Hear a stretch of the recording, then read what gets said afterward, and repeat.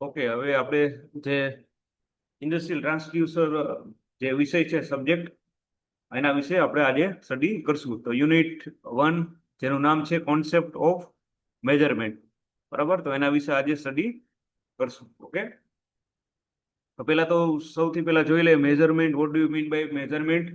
તો મેજરમેન્ટ એટલે માપન. એ કોઈ પણ જે ભૌતિક રાશિ હોય અથવા તો ઘટના સાથે સંખ્યાનું જોડાણ કરવાની એક પ્રક્રિયા છે, બરાબર. માપન જે છે એ કોઈ પણ ભૌતિક રાશિ હોય, બરાબર, તો એ સંખ્યાનું જોડાણ કરવાની એક પ્રક્રિયા છે. હવે જે આપણું વિજ્ઞાન, સાયન્સ, ઇજનેરી, બાંધકામ તથા અન્ય જે ટેકનિકલ ક્ષેત્રોમાં જે છે મેજરમેન્ટ ખૂબ જ ઇમ્પોર્ટન્ટ એટલે કે મહત્વનું છે. આટલા આટલા જે વિભાગો છે એમાં જે છે મેઝરમેન્ટ, માપન છે, એ બહુ જ ઇમ્પોર્ટન્ટ છે. અને આપણા ડેલી લાઈફમાં પણ મોટા ભાગની પ્રવૃત્તિઓમાં આપણે જે છે મેઝરમેન્ટ એટલે કે માપનનો ઉપયોગ કરતા હોઈએ છીએ. તો માપન એ એવી એક ટેકનિક છે જેમાં કોઈ પણ વસ્તુનો આપણે ગુણધર્મોનો એક નિશ્ચિત માનક એટલે સ્ટાન્ડર્ડ રાશિ સાથે સરખાવીને નક્કી કરવામાં આવે છે. ક્લિયર? તો આપણે માપનની ડેફિનેશન જોઈએ તો એ એક એવી ટેકનિક છે જેમાં કોઈ પણ વસ્તુ હોય એના ગુણધર્મોને એક નિશ્ચિત સ્ટાન્ડર્ડ રાશિ સાથે સરખાવીને નક્કી કરવામાં આવે છે, બરાબર. હવે આપણે જે ભૌતિક રાશિ છે એને માપવાની વિવિધ પદ્ધતિઓ હોય છે, મેથડ ઓફ મેઝરમેન્ટ. જેમાં આપણે ડાયરેક્ટ મેથડ, સીધી પદ્ધતિ, ઇનડાયરેક્ટ મેથડ, કમ્પેરેટિવ મેથડ એટલે તુલનાત્મક પદ્ધતિ, પછી સબસ્ટિટ્યુશન મેથડ, નલ મેથડ શૂન્ય પદ્ધતિ, ફંડામેન્ટલ પદ્ધતિ, મૂળભૂત પદ્ધતિ. તો આટલી જે પદ્ધતિ છે એ ખાસ આપણે આ સિલેબસમાં તમારે યાદ રાખવાની રહેશે. Direct method, indirect method, comparative method, substitution method, null method and fundamental method. Method of મેઝરમેન્ટમાં આપણે જે ભૌતિક રાશિને આપણે મેઝર કરવા માટેની જે મેથડ છે, વિવિધ પદ્ધતિઓ, એ ખાસ યાદ રાખવાની રહેશે, બરાબર. Direct method, indirect, comparative, substitution method, null method and fundamental method. Gujarati છે એ થોડુંક પેલું થઈ જશે, એટલા માટે આપણે ઇંગ્લિશ ઉપર જ વધારે ધ્યાન આપશું, બરાબર. ડાયરેક્ટ મેથડ, ઇનડાયરેક્ટ મેથડ અને કમ્પેરેટિવ, સબસ્ટિટ્યુશન અને નલ મેથડ, બરાબર. તો ખાસ ઇંગ્લિશ વર્ડ્સ વધારે યાદ રાખવા સહેલા રહેશે, બરાબર. હવે સીધી પદ્ધતિ છે એટલે કે ડાયરેક્ટ મેથડ, એમાં જે કોઈ પણ રાશિનું માપન સીધું સાધન દ્વારા કરવામાં આવે છે. એટલે કોઈ આપણે લંબાઈ માપવી હોય તો સ્કેલથી આપણે માપી શકીએ. ટેબલ છે, કોઈ પણ બરાબર, અલગ અલગ કોઈ માપ છે એ સ્કેલથી સીધી લંબાઈ આપણે માપી શકાય, એને સીધી પદ્ધતિ કહેવાય.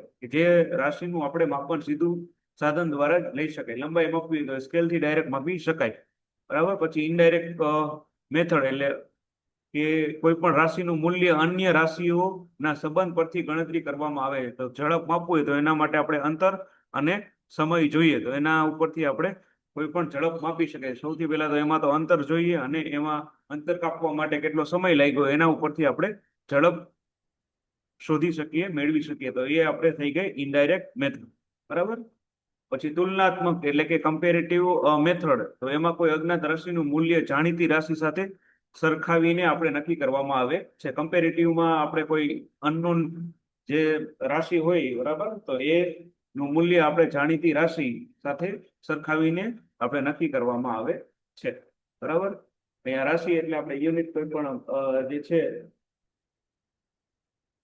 વેલોસિટી, એક્સેલરેશન વગેરે વગેરે, બરાબર. તો એ કોઈ અનનોન રાશિ હોય એને જાણીતી રાશિ સાથે સરખાવીને આપણે એનું મૂલ્ય નક્કી કરી શકાય. It is called comparative method.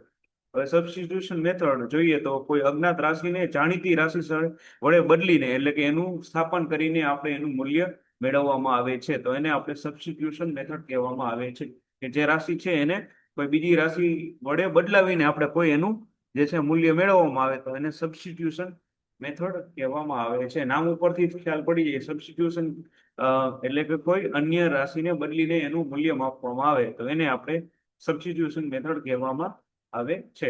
પછી નલ પદ્ધતિ એટલે કે શૂન્ય મેથડ.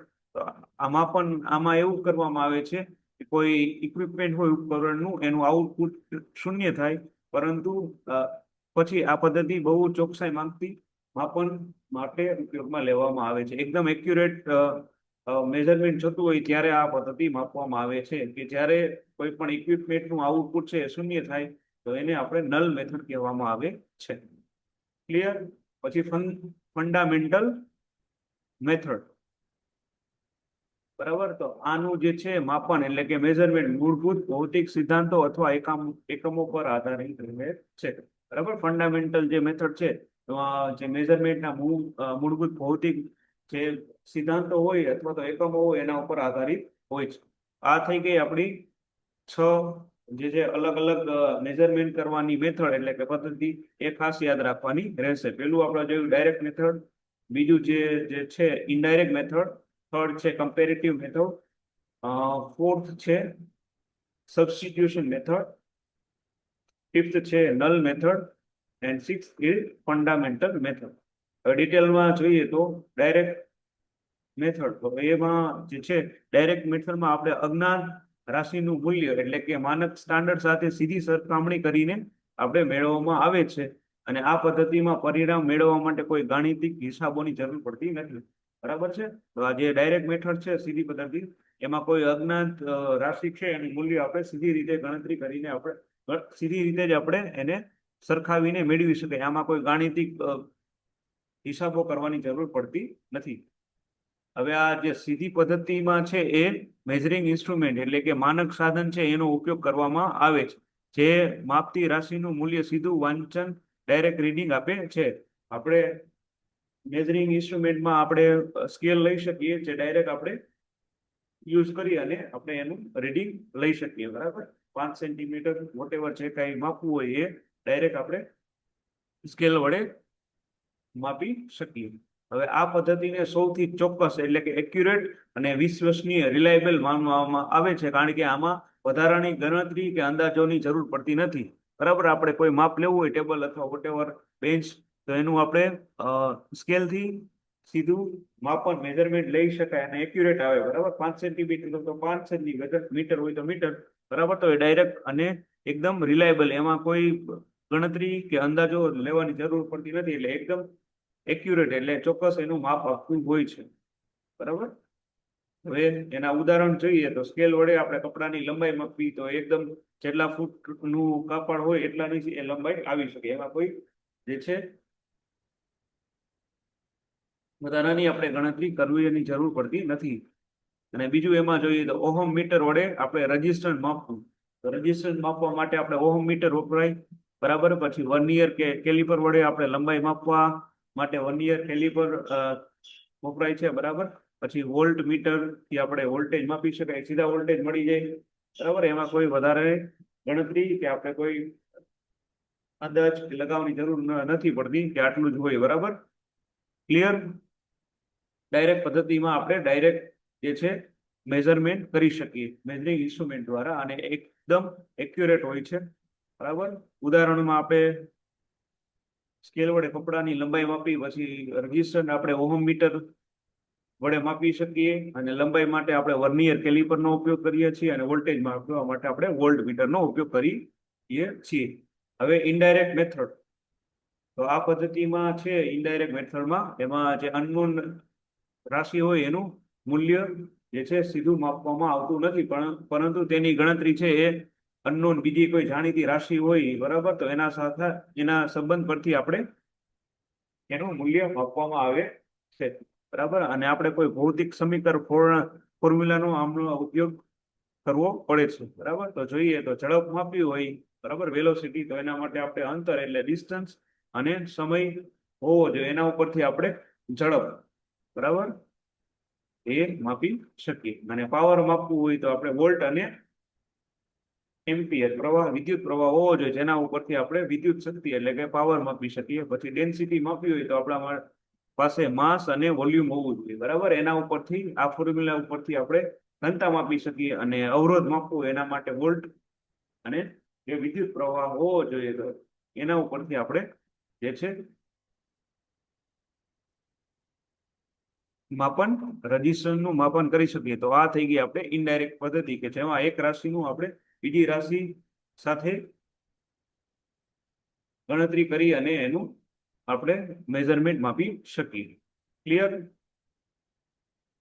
હવે થર્ડ આપણે જોઈએ કમ્પેરેટિવ મેથડ. તો આ પદ્ધતિમાં જે અનનોન જે રાશિ હોય એને જાણીતી રાશિ સાથે સીધી તુલના કરીને એનું મૂલ્ય મેળવવામાં આવે છે. બરાબર? કમ્પેરિઝન કરી અને સીધું એનું જે છે મૂલ્ય મેળવવામાં આવે છે. આના માટે કમ્પેરેટર એટલે કે તુલનાત્મક સાધન અથવા તો બેલેન્સ જેવા ઉપકરણોનો ઉપયોગ થાય છે. બરાબર? કમ્પેરેટર થી લંબાઈનું તુલનાત્મક માપન અને ડાયલ ગેજ વડે ઊંચાઈનું માપન. બરાબર? તુલનાત્મકથી વસ્તુનું વજન જાણીતા વજન સાથે તોડીને માપવું ઉદાહરણ તરીકે લઈ શકાય. બરાબર? એકદમ ઈઝી છે. પછી સબસ્ટિટ્યુશન મેથડ. આ પદ્ધતિમાં પણ અનનોન જે રાશિ હોય ને જાણીતા મૂલ્ય રાશિ વડે બદલીને એના માપન કરવામાં આવે છે. આ મોટે ભાગે ત્યારે થાય છે જ્યારે માપન સાધન રીડિંગ આપે છે અને પછી જાણીતી રાશિ હોય એને તે જ રીડિંગ મળે તે જોવામાં આવે છે. ઉદાહરણ તરીકે જોઈએ તો વિદ્યુત પ્રતિરોધ માપતી વખતે અજ્ઞાત રેઝિસ્ટન્સને જાણીતા રેઝિસ્ટન્સ સાથે બદલવાનું. બરાબર? પછી થર્મોમીટરમાં પણ અનનોન ટેમ્પરેચરને જાણીતા જે છે તાપમાન એટલે કે સ્ટાન્ડર્ડ તાપમાનથી બદલાવીને આપણે એમાં થર્મોમીટરમાં ટેમ્પરેચર માપી શકીએ. પછી વેસ્ટર્ન બ્રિજમાં પણ અનનોન રેઝિસ્ટન્સને જાણીતા રેઝિસ્ટન્સ વડે સમતોલ બનાવીને આપણે જે છે એનું રીડિંગ માપી શકીએ. પછી પાંચમું છે નલ મેથડ, શૂન્ય પદ્ધતિ. તો આ પદ્ધતિમાં એવી રીતે માપન કરવામાં આવે છે કે જે ઇક્વિપમેન્ટ છે એનું આઉટપુટ એકદમ ઝીરો થાય અને જ્યારે આઉટપુટ શૂન્ય બને ત્યારે ખૂબ જ ચોક્કસ અને ભૂલ રહિત હોય છે. અને આ પદ્ધતિ વધુ ચોકસાઈ માપતા હોય એના માટે ઉપયોગમાં લેવામાં આવે છે. ખાસ કરીને વેસ્ટર્ન બ્રિજથી આપણે જે છે પ્રતિરોધ એટલે કે રેઝિસ્ટન્સ માપવું અને પોટેન્શિયોમીટર વડે ઈએમએફ માપવું અને current balance method null type જે છે મેઝરિંગ પ્રેશર ઇન્સ્ટ્રુમેન્ટ. તો આટલું ખાસ જે છે શૂન્ય પદ્ધતિ એટલે કે નલ મેથડમાં યુઝ કરવાનું યાદ રાખવાનું રહેશે કે પોટેન્શિયો વડે આપણે ઈએમએફ માપી શકીએ અને વેસ્ટર્ન બ્રિજથી આપણે જે છે રેઝિસ્ટન્સ એટલે કે પ્રતિરોધ માપી શકીએ.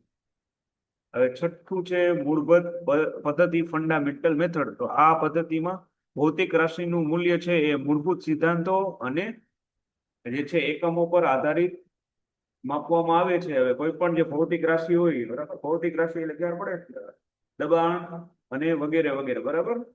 વેગ, લંબાઈ એને આપણે મૂળભૂત રાશિ તરીકે ઓળખી શકીએ. બરાબર? જેમાં માસ એટલે કે દળનું માપન આપણે ગુરુત્વાકર્ષણ જે છે સિદ્ધાંત પરથી માપી શકીએ. પછી ટાઈમનું માપન એટલે કે સમયનું માપન. તો એમાં ક્વાર્ટઝ ઓસિલેશન અથવા પેન્ડ્યુલમની મૂળભૂત આવર્તી પરથી એટલે જે ઘડિયાળનો કાંટો ફરે એના ઉપરથી આપણે જે છે ટાઈમનું આપણે માપન કરી શકીએ. પછી લંબાઈનું માપન તો કે પ્રકાશના તરંગ પરથી ઇન્ફ્રારેડ મેથડ. પછી વિદ્યુત પ્રવાહ એટલે મૂળભૂત વિદ્યુત ચાર્જના સિદ્ધાંત પરથી. બરાબર? Concept of measurement. તો એકમ વગરનું માપન આપણે બેકાર છે. એટલે એકમ વગરનું કોઈ માપન, તો માપનનો એકમ જે છે યુનિટ આપણે મેઝરમેન્ટ ખૂબ જ મહત્વનો છે. માપન જે છે આપણને કોઈ વસ્તુના ગુણધર્મ વિશે માહિતી જેમ કે કોઈ વસ્તુ કેટલું ભારે છે, કેટલું લાંબુ છે, કેટલું ગરમ છે, વગેરે વગેરે. તો એના ઉપરથી આપણે જે છે માપકનો ગુણધર્મ મેળવી શકીએ. આપણે માપનના બે ભાગ હોય છે, એક તો સંખ્યા નંબર હોઈ શકે અને બીજું છે યુનિટ. ઉદાહરણ તરીકે જોઈએ તો તારાની લંબાઈ 1 મીટર છે. તો અહીં 1 એ સંખ્યા છે અને મીટર એકમ છે. ક્લિયર થઈ ગયું? બરાબર? 1 છે એ આપણી સંખ્યા છે અને જે મીટર છે એ એકમ થઈ ગયું. તો બરાબર, તો આપણે માપન છે બે ભાગમાં હોય, સંખ્યા અને યુનિટ. તો આમાં આપણે તારાની કોઈ પણ લંબાઈ છે 1 મીટર છે તો 1 એ સંખ્યા આવી જાય અને મીટર છે યુનિટ એટલે કે એકમ છે. પછી માણસ જે હ્યુમન છે એનું વેઇટ 60 kg એટલે 60 કિલોગ્રામ છે. તો અહીં 60 સંખ્યા છે અને કિલોગ્રામ એટલે કે કિગ્રા એ જે છે યુનિટ છે. ક્લિયર? હવે ભૌતિક રાશિઓ જેને આપણે ફિઝિકલ ક્વોન્ટિટી કહેવામાં આવે છે, તો એ રાશિઓને આપણે સીધી રીતે અથવા તો ઇનડાયરેક્ટ રીતે માપી શકીએ, એને ભૌતિક રાશિઓ કહેવામાં આવે છે. ઉદાહરણ તરીકે અંતર, સ્થળાંતર અને મોમેન્ટમ વગેરે વગેરેનો એમાં ઉપયોગ કરી શકીએ. ક્લિયર આટલું? ફિઝિકલ ક્વોન્ટિટી એટલે કે ભૌતિક રાશિઓ, એમાં અંતર, ઝડપ, સ્થળાંતર વગેરે વગેરે આપણે એમાં લઈ શકીએ. હવે આપણે ભૌતિક રાશિ છે ફિઝિકલ ક્વોન્ટિટી, એને મુખ્ય આપણે બે ભાગોમાં વહેંચવામાં આવે છે. એક તો ફંડામેન્ટલ ક્વોન્ટિટીઝ અને ડિરાઇવ ક્વોન્ટિટીઝ. બરાબર, મૂળભૂત રાશિઓ અને વ્યુત્પન્ન રાશિઓ. તો આ ખાસ યાદ રાખવાનું રહેશે, કેટલી ફંડામેન્ટલ ક્વોન્ટિટી એટલે મૂળભૂત રાશિઓ કેટલી છે, અને ડિરાઇવ્ડ ક્વોન્ટિટી એટલે કે ઉપજાવેલી કેટલી રાશિઓ છે એ યાદ રાખવાનું રહેશે. ચાલો પેલું જોઈએ ફંડામેન્ટલ ક્વોન્ટિટી. તો મૂળભૂત રાશિઓ કોને કહેવાય? કે જે ભૌતિક રાશિઓનું માપન એટલે કે મેઝરમેન્ટ, તો પણ જે ફંડામેન્ટલ ક્વોન્ટિટી છે રાશિ છે એનું જે મેઝરમેન્ટ છે બીજી કોઈ રાશિ પર આધારિત નથી, તેને આપણે મૂળભૂત રાશિઓ અથવા તો આધારભૂત રાશિઓ કહેવામાં આવે છે. ફંડામેન્ટલ એટલે કે મૂળભૂત રાશિ છે એને જે છે મેઝરમેન્ટ કોઈ બીજી રાશિ પર આધારિત નથી, એટલા માટે એને આપણે મૂળભૂત ફંડામેન્ટલ ક્વોન્ટિટી એટલે મૂળભૂત રાશિઓ કહેવામાં આવે છે. હવે ખાસ ફંડામેન્ટલ યુનિટ્સ એટલે કે એના મૂળભૂત એકમો જોઈએ, તો મૂળભૂત રાશિઓને માપવા માટેના એકમોને આપણે મૂળભૂત એકમો કહેવામાં આવે છે, અને આ એકમોનું બીજા કોઈ એકમો પર આધાર રાખતું નથી. આપણે 7 મૂળભૂત ભૌતિક રાશિઓ છે, બરાબર, એસઆઈ સિસ્ટમ, બરાબર, જેમાં આપણે 7 મૂળભૂત રાશિઓ છે એ આપણે યાદ રાખવાની રહેશે. જેમાં લંબાઈ એટલે કે લેન્થ, એનો એકમ છે મીટર, અને એનું આપણે સિમ્બોલ એમ વડે દર્શાવવામાં આવે છે. દ્રવ્યમાન એટલે કે માસ, દળનો જથ્થો, એને આપણે કિલોગ્રામ વડે માપવામાં આવે છે. પછી સમય એટલે કે ટાઈમ, તો એને આપણે સેકન્ડમાં માપવામાં આવે છે, જેથી એનો યુનિટ આવશે સેકન્ડ, અને આપણે એને એસ દ્વારા દર્શાવવામાં આવે છે. પછી તાપમાન એટલે કે ટેમ્પરેચર, તો એને કેલ્વિન વડે દર્શાવવામાં આવે છે, અને એનો જે છે સિમ્બોલ છે કે આ બધા જે છે એ એસઆઈ યુનિટ છે. બરાબર, ઓકે. પછી પ્રકાશની તીવ્રતા એટલે કે લ્યુમિનસ ઇન્ટેન્સિટી, તો એ કેડેલા વડે દર્શાવવામાં આવે છે, અને એનું પ્રતીક છે, સિમ્બોલ છે સીડી. બરાબર, અને પદાર્થની માત્રા એટલે કે અમાઉન્ટ ઓફ સબસ્ટન્સ, એને આપણે મોલ વડે જે છે એનો યુનિટ છે, અને એને MOL પ્રતીક વડે આપણે એને ઓળખીશું. તો આ 7 મૂળભૂત રાશિ છે એ ખાસ યાદ રાખવાની રહેશે, અને એના એકમો, બરાબર, લેન્થ, તો એનો એકમ છે મીટર, દ્રવ્યમાન એટલે કે માસ, દ્રવ્યનો જથ્થો, એનો યુનિટ છે કિલોગ્રામ. બરાબર, એકદમ ઈઝી છે, બધાને ખ્યાલ પણ હશે. બરાબર, પછી છે સમય, ટાઈમ, તો એને સેકન્ડ, એનો યુનિટ છે ટેમ્પરેચર, એનો યુનિટ આપણે કેલ્વિન. પછી ઇલેક્ટ્રિક પ્રવાહ, તો એનો એમ્પિયર, અને લ્યુમિનસ ઇન્ટેન્સિટી એનું કેન્ડેલા, અને અમાઉન્ટ ઓફ સબસ્ટન્સ એનો યુનિટ છે મોલ. તો આટલી જે 7 મૂળભૂત રાશિ છે એના ખાસ યુનિટ યાદ રાખવાના રહેશે. બરાબર, 7 ભૌતિક રાશિના નામ પણ યાદ રાખવાના: લંબાઈ, mass, time, temperature, electric current, luminous intensity, અને અમાઉન્ટ ઓફ સબસ્ટન્સ.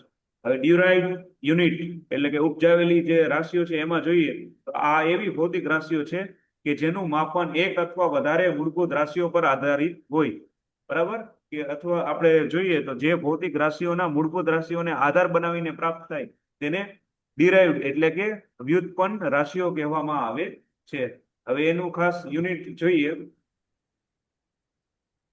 કેટલી રાશિ છે ડિરાઇવ્ડ યુનિટ, તો એનું પેલું તો જોઈએ તો કે એરિયા, તો એનું આપણે એકમ છે ચોરસ મીટર, અને આપણે એને સિમ્બોલ મીટર સ્ક્વેર વડે દર્શાવવામાં આવે છે. પછી ઘનફળ એટલે કે વોલ્યુમ, તો એનું પણ યુનિટ છે ઘન મીટર, મીટર ક્યુબ, એને આપણે સિમ્બોલ વડે દર્શાવવામાં આવે છે. પછી ગતિ એટલે કે વેલોસિટી, એને પણ મીટર પ્રતિ સેકન્ડ, મીટર પર સેકન્ડ દ્વારા મેળવી શકાય. ગતિ, વેલોસિટી, બરાબર, વેગ. પછી એક્સલેરેશન, પ્રવેગ, એને પણ આપણે મીટર પર સેકન્ડ સ્ક્વેર થી માપી શકીએ. બળ એટલે કે ફોર્સ, તો આનો પણ ન્યૂટન છે એકમ, બરાબર, એને આપણે કેપિટલ એન વડે દર્શાવવામાં આવે છે. પછી દબાણ એટલે કે પ્રેશર, એને આપણે પાસ્કલ વડે જે છે એનો યુનિટ છે, અને એને દર્શાવવામાં આવે છે PA. ક્લિયર? પછી કાર્ય વર્ક, તો એનો યુનિટ છે જૂલ, બરાબર, એને જે વડે દર્શાવવામાં આવે છે. પછી શક્તિ એટલે કે પાવર, તો એને આપણે વોટ, કેપિટલ ડબલ્યુ વડે દર્શાવવામાં આવે છે. પછી વિદ્યુત પ્રતિકાર એટલે કે રેઝિસ્ટન્સ, તો એનો એકમ બધાને ખ્યાલ છે ઓહમ, અને એનો સિમ્બોલ આ છે. પછી કેપેસિટન્સ, તો એને ફેરાડે વડે જે છે એનો યુનિટ ફેરાડે છે. પછી ચાર્જ, તો એનો એકમ એટલે કે યુનિટ છે કુલમ, અને એને કેપિટલ સી વડે દર્શાવવામાં આવે છે. પછી આવર્તન એટલે ફ્રીક્વન્સી, તો એનો યુનિટ છે હર્ટ્ઝ, એને HZ વડે દર્શાવવામાં આવે છે. પછી છે ઘનતા એટલે કે ડેન્સિટી, કિલોગ્રામ પર મીટર ક્યુબ. તો આ થઈ ગયા આપણા ડિરાઇવ્ડ યુનિટ. આટલા ખાસ યાદ રાખવાના રહેશે. ડિરાઇવ્ડ યુનિટના નામ અને એના એકમો. ઘણી વખત ફાઇનલ પરીક્ષામાં પૂછાય કે ડિરાઇવ્ડ યુનિટ છે એ રાશિઓનું લિસ્ટ આપો અને એના એકમ જણાવો. તો આટલા જે છે ડિરાઇવ્ડ યુનિટ રાશિઓ છે, ડિરાઇવ્ડ ક્વોન્ટિટી, એને યાદ રાખવાની રહેશે. Area, volume, velocity, acceleration, force, pressure, work, power, resistance, capacitance, charge, frequency and density. તો આટલી જે છે એ રાશિઓ આપણે ડિરાઇવ્ડ યુનિટ તરીકે એને કન્સિડર કરવાની છે. બરાબર? ડિરાઇવ્ડ યુનિટ કોઈ કહે તો એરિયા, વોલ્યુમ, વેલોસિટી, એક્સેલરેશન, બળ એટલે કે ફોર્સ, પ્રેશર કાર્ય એટલે કે વર્ક શક્તિ, કે પાવર, રેઝિસ્ટન્સ. આપણે આમાં વધારે ઇંગ્લિશમાં રહેશું કારણ કે ગુજરાતી એ એકદમ થોડું વધારે યાદ રાખવામાં સરળ રહે, એટલા માટે આપણે ઇંગ્લિશ વર્ડ્સ જ વધારે યુઝ કરશું. બરાબર? Area, volume, velocity, acceleration, force, pressure, work, power, resistance, capacitance, charge, frequency અને ડેન્સિટી. તો આટલા જે છે એ ડિરાઇવ્ડ આપણી ક્વોન્ટિટી છે. અને ફંડામેન્ટલ જોઈએ તો length, mass, time, temperature, electric current, luminous intensity અને અમાઉન્ટ ઓફ સબસ્ટન્સ. તો આટલી 7 છે એ મૂળભૂત રાશિ છે. અને ડિરાઇવ્ડ આપણે રાશિ છે એ આટલું લિસ્ટ જોયું. Area, volume, velocity, acceleration, force, pressure, work, power, resistance, capacitance, charge, frequency અને ડેન્સિટી. બરાબર? હવે સિસ્ટમ ઓફ યુનિટ એટલે આ બધા જે છે એના આપણે યુનિટ જોશું. તો ભૌતિક રાશિઓના માપવા માટે વપરાતા મૂળભૂત ફંડામેન્ટલ યુનિટ્સ અને ડિરાઇવ યુનિટ્સનો સંપૂર્ણ સમૂહ મળીને એકમોની પદ્ધતિ કહેવામાં આવે છે. અને દરેક પદ્ધતિનું નામ તેના મૂળભૂત એકમો પર આધારિત છે. હવે યાંત્રિક શાસ્ત્ર એટલે કે મિકેનિઝમમાં ઉપયોગમાં લેવાતી મૂળભૂત આપણે એકમોની પદ્ધતિઓ નીચે મુજબ જોઈએ તો FPS એટલે કે ફૂટ પાઉન્ડ સેકન્ડ સિસ્ટમ. તો આ બ્રિટિશ એન્જિનિયરિંગ સિસ્ટમ છે જેમાં લંબાઈનો એકમ ફૂટ છે. બરાબર? જનરલી આપણે લંબાઈ સેન્ટીમીટરમાં એમાં માપતા હોય, પરંતુ ફૂટ પાઉન્ડ સેકન્ડમાં જોઈએ તો એનો એકમ ફૂટમાં છે. પછી દ્રવ્યમાનનો એકમ પાઉન્ડ છે અને સમયનો એકમ સેકન્ડ છે. એવી રીતે CGS પદ્ધતિ સેન્ટીમીટર ગ્રામ સેકન્ડ. આ જે છે રશિયન પદ્ધતિ છે જેમાં લંબાઈનો એકમ સેન્ટીમીટર, દ્રવ્યમાન છે એનું ગ્રામ અને સમયનું સેકન્ડ. પછી MKS પદ્ધતિ મીટર કિલોગ્રામ સેકન્ડ. તો આમાં લંબાઈ છે એ મીટરમાં માપવામાં આવે છે. દ્રવ્યમાન છે માસ, દ્રવ્યનો જથ્થો, એને કિલોગ્રામમાં, અને સમય સેકન્ડ. ઓકે. અને SI પદ્ધતિ ઇન્ટરનેશનલ સિસ્ટમ ઓફ યુનિટ. તો આમાં પણ વિશ્વભરમાં માપ એકદમ એકસરખું અને ચોક્કસ છે. એના માટે આપણે જોઈએ તો જે છે 7 મૂળભૂત એકમો છે અને 20 એના મેટ્રિક પ્રિફિક્સ છે. બરાબર? તો એ જોઈએ તો પ્રકાશનો વેગ, સ્પીડ ઓફ લાઇટ, પાણીનું આપણે ટ્રિપલ પોઈન્ટ અને અન્ય ભૌતિક. બરાબર? આટલું ડિટેલમાં યાદ નથી રાખવાનું, ખાલી મૂળભૂત 7 એકમો છે અને 20 એના પ્રી મેટ્રિક્સ, 20 મેટ્રિક પ્રિફિક્સ છે એ યાદ રાખવાના રહેશે. તો 7 આપણે મૂળભૂત એકમો જોઈએ તો વિદ્યુત પ્રવાહ એટલે કે ઇલેક્ટ્રિક કરંટ એનું એમ્પિયર, પછી ટેમ્પરેચર એનું કેલ્વિન, સમય એટલે કે ટાઈમ એનું સેકન્ડ, લંબાઈ એટલે કે લેન્થ એનો આપણે મીટર, દ્રવ્યમાન એટલે કે માસ એનું કિલોગ્રામ, અને પ્રકાશની તીવ્રતા કે જેને આપણે લ્યુમિનસ ઇન્ટેન્સિટી કહેવું એને કેન્ડેલા, અને અમાઉન્ટ ઓફ સબ્સ એને મોલ. રેડી? તો આટલું આજના લેક્ચરમાં રાખીએ, નેક્સ્ટ લેક્ચરમાં વધુ સ્ટડી કરશું. ઓકે.